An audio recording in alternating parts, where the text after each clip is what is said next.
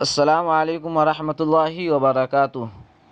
محترم سامعین، سب سے پہلی فرصت میں اس چینل کو سبسکرائب، لائک اور شیئر ضرور کر دیں تاکہ جو بھی ویڈیو اپلوڈ ہو آپ تمام حضرات تک پہنچتا رہے۔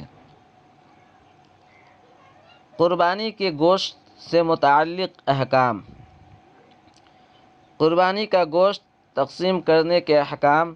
قربانی کے بڑے جانور میں ایک سے زائد شرکا ہو اور وہ باہمی گوشت تقسیم کرنا چاہے تو اندازے سے گوشت تقسیم کرنا جائز نہیں، بلکہ وزن کر کے ہی تقسیم کیا جائے تاکہ سب کو برابر حصہ پہنچے۔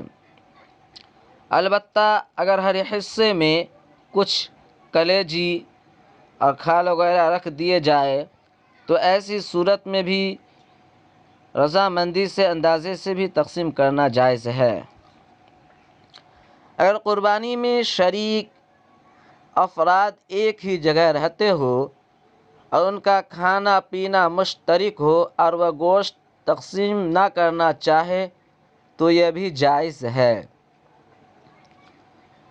قربانی کرنے والا اگر اپنے حصے کا سارا گوشت خود ہی رکھنا چاہے تب بھی جائز ہے، البتہ بہتر یہ ہے کہ گوشت کے 3 حصے کیے جائے، ایک حصہ اپنے گھر کے لیے رکھے، ایک حصہ رشتہ داروں کے لیے اور ایک حصہ غریبوں میں تقسیم کرے۔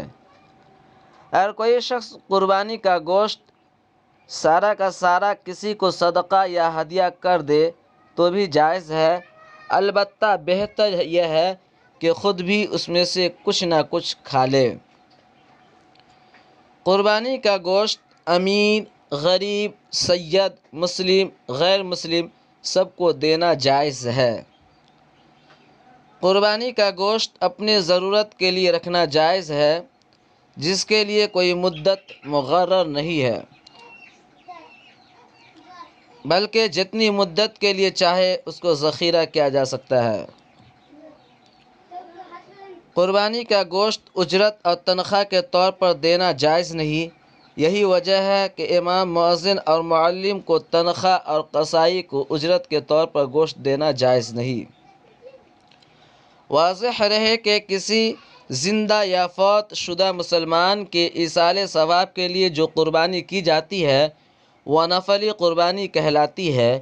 اس کا حکم عام قربانی کے گوشت کی طرح ہے کہ اس کا سارا گوشت خود رکھنا بھی چاہے تو رکھنا جائز ہے، البتہ بہتر یہ ہے کہ اس کے 3 حصے کیے جائے، ایک حصہ اپنے لیے، ایک حصہ اپنے رشتہ داروں کے لیے، جبکہ ایک حصہ غریبوں کے لیے۔ البتہ اگر میت نے اپنے مال یعنی ترکہ میں سے قربانی کرنے کی وصیت کی ہو تو اس کا گوشت سارا کا سارا صدقہ کرنا ضروری ہے۔ اللہ رب العزت ہم لوگوں کو قرآن و احادیث کی روشنی میں قربانی کے فرائض انجام دینے کی توفیق عطا فرمائے۔ السلام علیکم ورحمۃ اللہ وبرکاتہ۔